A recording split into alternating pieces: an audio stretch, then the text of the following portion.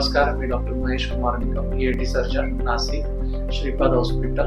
आज मी तुम्हाला काही गोष्टींबद्दल माहिती देणार आहे. आज आपण मायग्रेन बद्दल जाणून घेऊ. मायग्रेन म्हणजेच अर्धशिशी.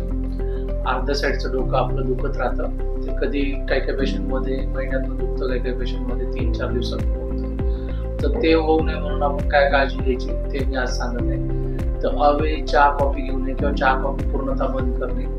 तुरीची डाळ, मेथीची भाजी ज्याच्याने पित्त वाढतं, ऍसिडिटी वाढते, त्या गोष्टी खाऊ नये. तळलेलं आंबट खाऊ नका. जेवणाची वेळ चुकू देऊ नका. जेवण टाइमवर करायचं. झोप व्यवस्थित झाली पाहिजे.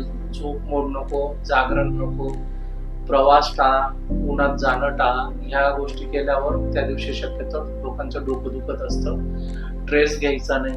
टेन्शनने पण मायग्रेन सुरू होऊन जातं. नंतर सर्दी झाली तर त्याची वेळेवर ट्रीटमेंट करा. नंतर उग्र वास नको, सेंट वगैरे वापरणं बंद करून टाका. त्याच्याने पण तुमचं डोकं दुखणं वाढत असतं. जास्त वेळ मोबाईल स्क्रीन, टीव्ही याच्यापासून दूर राहा. जास्त वेळ वापरू नका. त्याच्यावर डोळ्यांवर ताण पडून मायग्रेन सुरू होऊन जातं. नंतर कानावर मोठा आवाज पडू न देणं, याच्याने देखील मायग्रेन होऊ शकतं.